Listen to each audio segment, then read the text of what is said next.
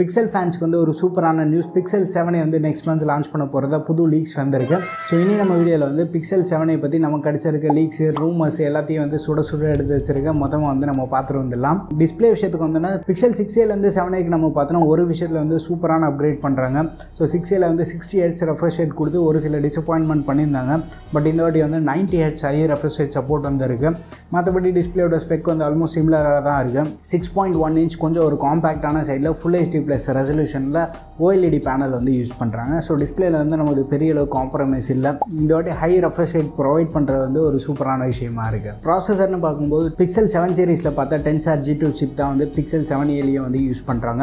LPDDR5 RAM support இருக்குது. UFS 3.1 storage சப்போர்ட்டும் இருக்குது. Tensor G2 வந்து ஒரு 5 nm பேஸ்டு ப்ராசஸர். ரா பர்ஃபார்மன்ஸ்னு பார்க்கும்போது கொஞ்சம் லேக்கிங்காக இருந்தாலுமே வந்து கூகுளோட ஆப்டிமைசேஷன் வந்து வேறு லெவலில் இருக்குது. இன்டென்ஸாக வந்து கேம் ப்ளே பண்ணோம் அப்படின்னு பார்க்கும்போது அவங்க வந்து பிக்சல் ஃபோன்ஸ் வந்து ப்ரிஃபர் பண்ணுறதில்ல.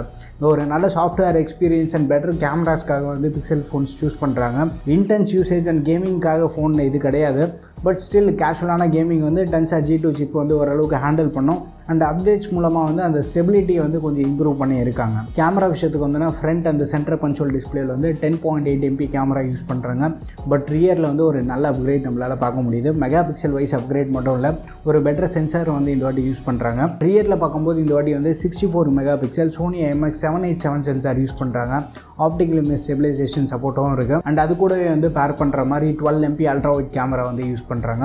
இந்த வாட்டி ஒரு நல்ல கேமரா எக்ஸ்பீரியன்ஸ் வந்து நம்ம எக்ஸ்பெக்ட் பண்ணலாம். மோஸ்ட்லி அந்த வீடியோகிராஃபி இன்னும் கொஞ்சம் ஸ்லைட்டாக இம்ப்ரூவ் பண்ணாங்க அப்படின்னா மாசாக இருக்கும். சாஃப்ட்வேர்னு பார்க்கும்போது அவுட் ஆஃப் தி பாக்ஸ் வந்து நமக்கு Android 13 வருது. அப்டேட்லாம் நம்ம சொல்லவே தேவையில்ல. மார்க்கெட்டில் வந்து கன் மாதிரி ஒரு டைம்லி அப்டேட் வந்து இவங்க ப்ரொவைட் பண்ணிட்டு இருக்காங்க. உங்கள் ஃபேவரட் சாஃப்ட்வேர் ஸ்கின் எது அப்படின்றது வந்து மறக்காம கீழே கமெண்ட்டில் மென்ஷன் பண்ணுங்கள். எனக்கு வந்து இந்த ஸ்டாக் Android அப்படின்னால வந்து பெருசாக ஈடுபாடு இல்லை.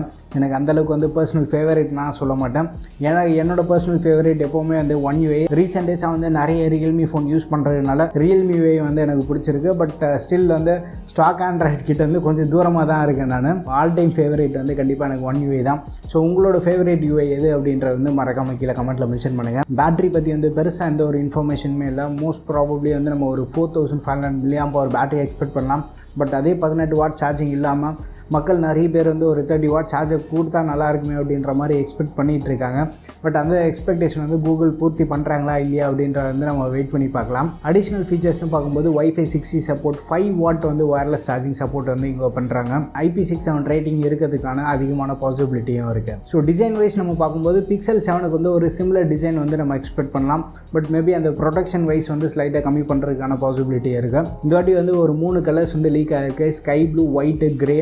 இந்த 3 கலர்ஸில் வந்து உங்களுக்கு எந்த கலர் பிடிச்சிருக்குன்றது வந்து மறக்காம கீழே கமெண்ட்டில் மென்ஷன் பண்ணுங்கள். லீக்ஸ் படி பார்த்தோன்னா நெக்ஸ்ட் மந்த் இந்த ஃபோன் லான்ச் ஆகிறதுக்கான அதிகமான பாசிபிலிட்டி இருக்குது. ப்ரைஸிங் விஷயம் கண்டிப்பாக நீங்கள் கேட்பீங்க. ப்ரைஸிங்னு பார்க்கும்போது 6ஏவோட ப்ரைஸிங் உங்களுக்கு கண்டிப்பாக தெரிஞ்சது தான். 44,000 ரூபாய்க்கு இந்தியா லான்ச் பண்ணியிருந்தாங்க. பட் லான்ச் பண்ணும்போதே கூடவே வந்து நிறைய ஆஃபர்ஸ், பேங்க் ஆஃபர்ஸ்லாம் கொடுத்துருந்தாங்க.